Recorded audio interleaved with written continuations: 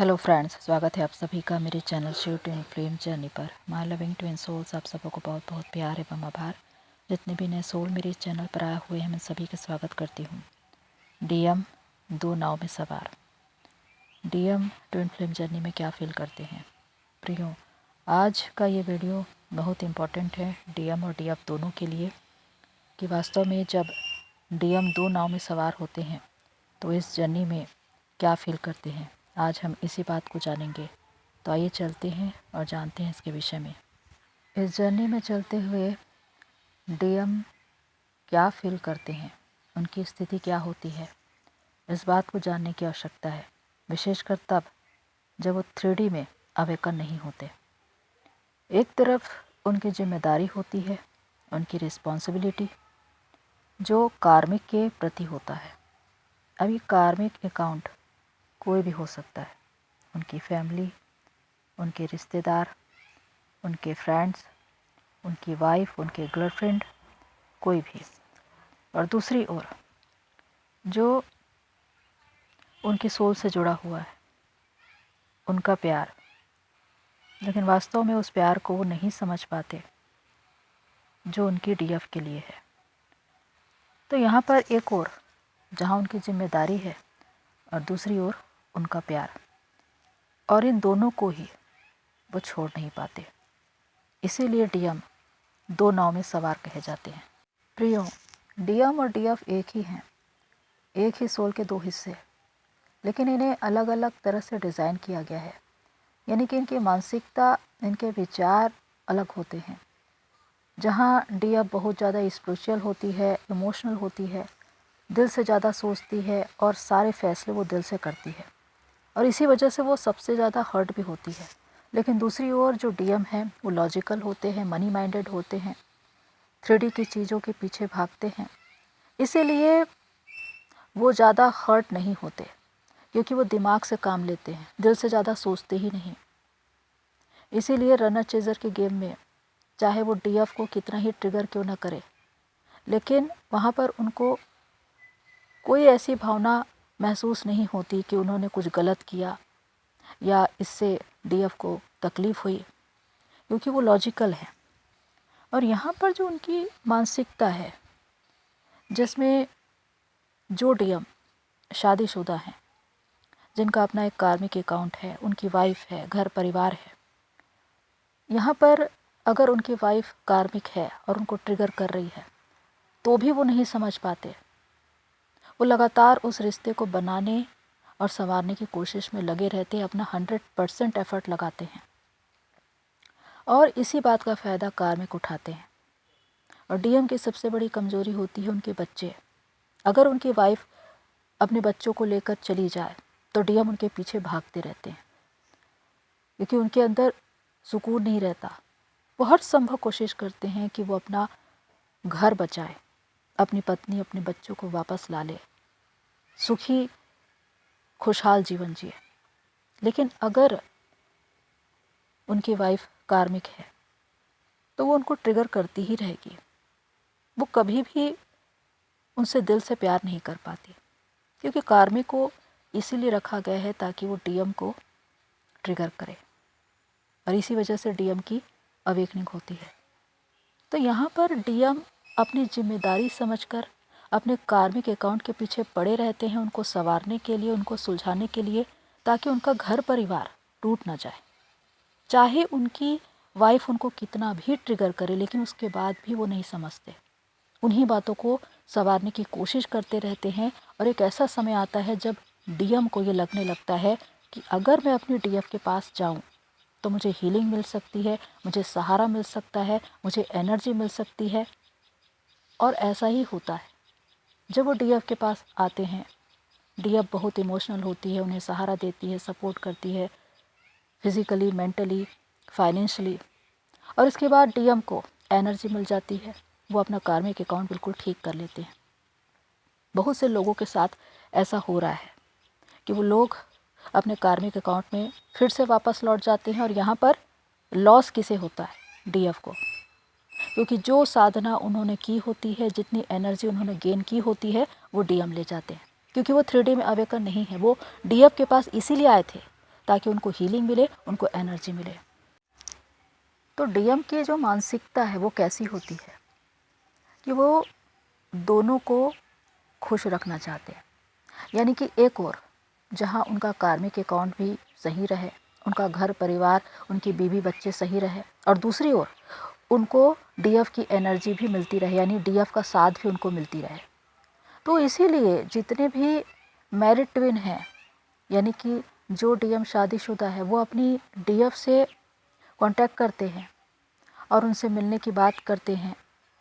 और जहाँ डीएफ तैयार है, डीएफ अपनी एनर्जी दे रही है, डीएम उसे अपने कार्मिक अकाउंट में लगा रहे हैं। जो डीएफ अपने डीएम से मिलने के लिए तैयार नहीं है, वहाँ पर डीएम ये भी बोलते हैं कि तुम मुझसे बात करो, क्योंकि बात करने से भी, वॉइस से भी आपकी एनर्जी जाती है। तो जो लोग 1-1 घंटे, 2-2 घंटे अपने डीएम से बात करते हैं, वहाँ आपके डीएम आपकी एनर्जी ले जाते हैं। तो चाहे आप एक दूसरे से मिले, इंटीमेट हो, या बातों के द्वारा आप किसी न किसी माध्यम से आप उनको एनर्जी देते ही रहते हैं। और यहाँ पर आप लॉस में जाते हैं और डीएम प्रॉफिट में, क्योंकि इससे उनका जो कार्मिक अकाउंट है, जो बिगड़ा हुआ है, वो बिल्कुल सुधर जाता है। और वहाँ पर डीएफ को ये लगता है कि उसके साथ चीटिंग हुई। डीएम आए, एनर्जी लेकर चले गए, वापस अपने कार्मिक अकाउंट में लौट गए, और यहाँ पर डीएफ बिल्कुल अकेली रह गई। यहाँ पर डीएफ की कोई वैल्यू ही नहीं रह जाती, क्योंकि आपने अपनी एनर्जी दे दी। अगर आप इतना ज़्यादा अवेलेबल रहेंगे, अपने डीएम को इतनी एनर्जी देंगे, चाहे किसी भी रूप में दे, तो डीएम की अवेकनिंग कभी हो ही नहीं पाएगी। समय समय पर उनको हीलिंग मिलती रहेगी और वो आधे अधूरे ही जागृत रहेंगे, पूरी तरह से जागृत हो ही नहीं पाएंगे। इसीलिए कितनी ही डीएफ कहती है कि हमारे डीएम को इस जर्नी के बारे में मालूम ही नहीं, तो उनको मालूम हो ही नहीं सकता, क्योंकि वो पूरी तरह से जागे हुए है ही नहीं। न तो इस सोल कनेक्शन को जान पाएंगे, न वो ये जान पाएंगे कि आप डीएफ है, उनकी सोल का हिस्सा है और वो एक डीएम है। जब एक इंसान ठोकर खाता है तभी उसकी अवेकनिंग होती है। इसीलिए जब उनकी dark night of the soul चलती है तो डिवाइन आपको रोकते हैं कि उनको हीलिंग नहीं देनी है। लेकिन कुछ डीएफ ऐसी है जो डिज़ायर में फंसी हुई है, इमोशनल है, और इसी वजह से वो अपनी एनर्जी देती रहती है, और इसी वजह से डीएम की अवेकनिंग कभी हो ही नहीं पाती। वो आपसे एनर्जी लेते हैं और अपने कार्मिक अकाउंट में लौट जाते हैं। अब यहाँ पर जब डीएफ ये देखती है कि डीएम उनकी एनर्जी लेकर जा रहे हैं और उनकी कोई वैल्यू नहीं है, तो उनको बहुत बुरा फील होता है और उनको ऐसा लगता है कि डीएम धोखेबाज है, उनके साथ गलत कर रहे हैं। लेकिन वास्तव में डीएम जो कुछ कर रहे हैं उसके बारे में उनको खुद ही नहीं मालूम, क्योंकि जो कुछ वो 3D मानसिकता की वजह से कर रहे हैं, जहाँ पर वो अवेकन नहीं है, वहाँ पर उनकी जो इच्छा है वो डीएफ से एनर्जी लेने की ही है। वो डीएफ के प्यार की वजह से नहीं आ रहे हैं, प्यार तो उनको मालूम ही नहीं है, प्यार को वो सेक्स के रूप में देखते हैं। तो जब भी वो डीएफ के पास आएंगे तो उनको एक फिजिकल नीड होती है और उसी की डिमांड करते हैं। लेकिन वो कभी भी डीएफ से कोई वादा नहीं करते, कोई कस्में नहीं खाते, कोई कमिटमेंट नहीं देते, और न ही आगे साथ देने की कोई बात करते हैं, क्योंकि वो सिर्फ अपने वर्तमान को देख रहे होते हैं। उस वक्त उनको हीलिंग मिल जाए, उनको थोड़ा सा सहारा मिल जाए, एनर्जी मिल जाए, और वो रिलैक्स फील करे और वापस लौट जाए।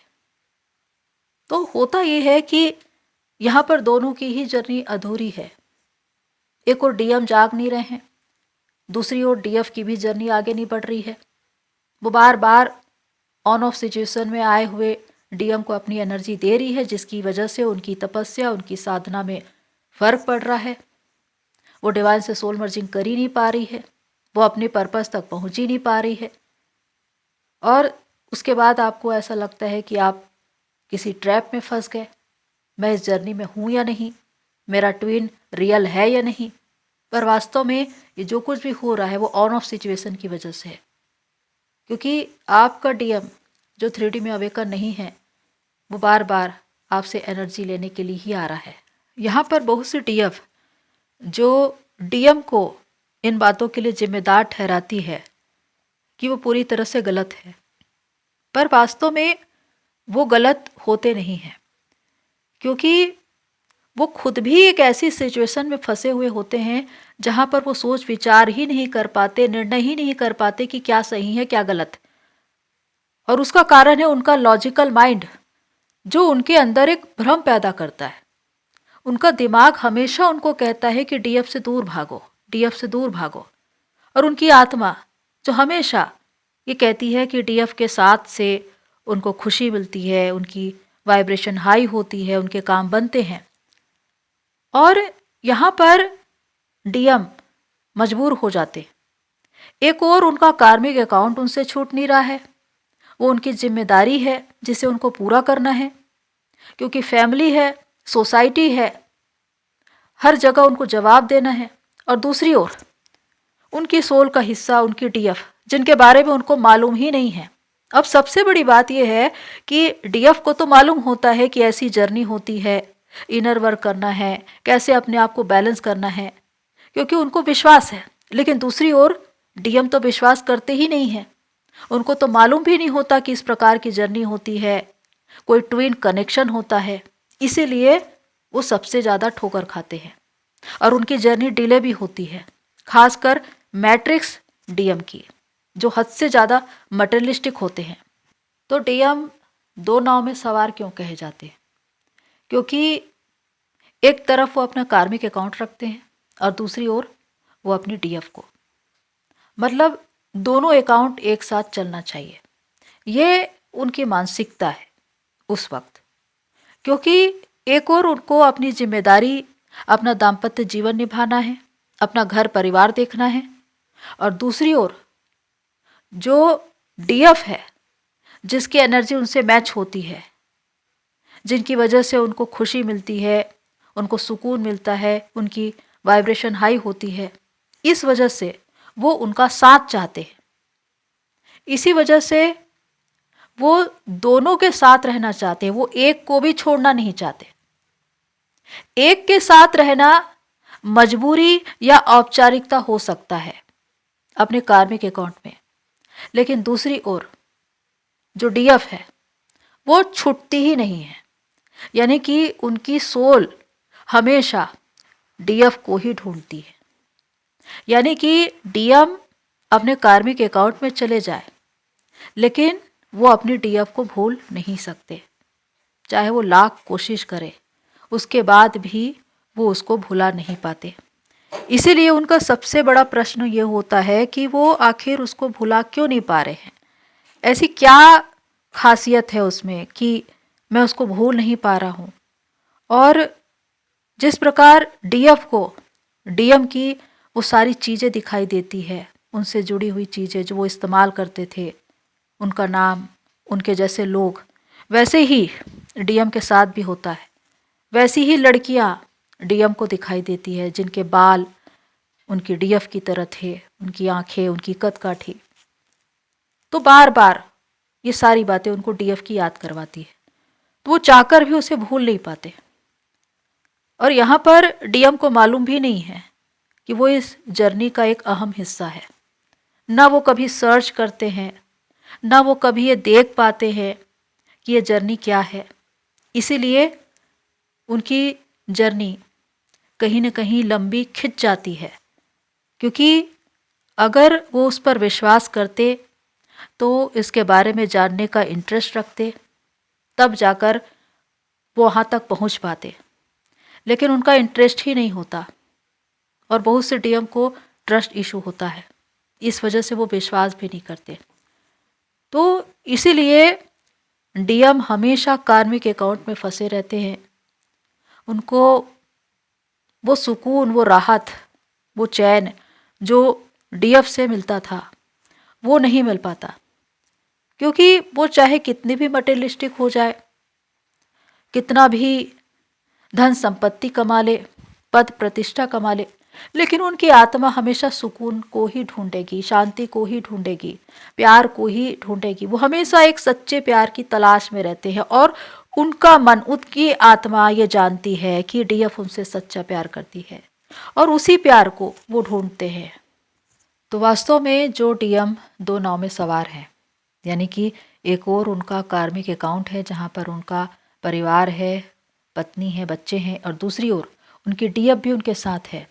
यानी कि यहाँ पर वो एक हैप्पी लाइफ जिएंगे, यानी कि उनके दोनों हाथों में लड्डू है।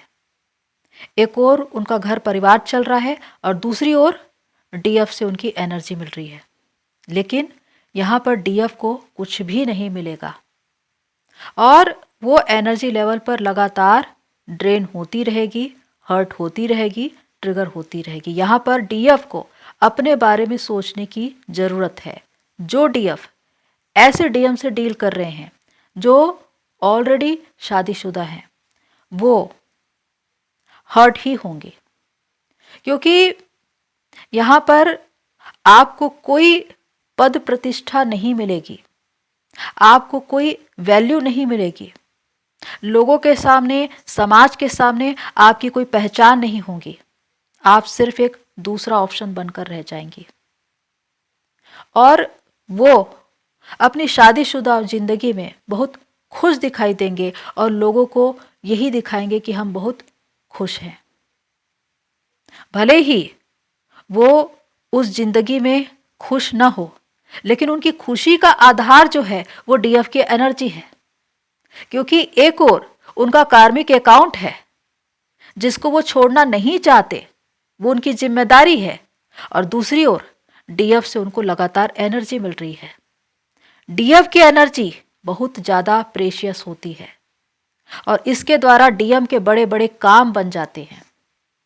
इसी वजह से डीएफ को बहुत ज़्यादा सोचने की ज़रूरत है कि वो कहाँ पर है, क्या वो एनर्जी एनर्जी इसी तरह अपने डीएम को दे रही है जिसकी वजह से उसकी जर्नी स्टक हो रही है, वो अपनी जर्नी में आगे नहीं बढ़ रही है। तो यहाँ पर आपको रुकने की ज़रूरत है, क्योंकि आपको ये मालूम होना चाहिए कि अगर आपके डीएम को इस जर्नी के बारे में नहीं मालूम, इस सोल कनेक्शन के बारे में नहीं मालूम, तो समझ जाइए कि वो अवेकन नहीं है और ऐसे डीएम को एनर्जी देने से कोई मतलब नहीं।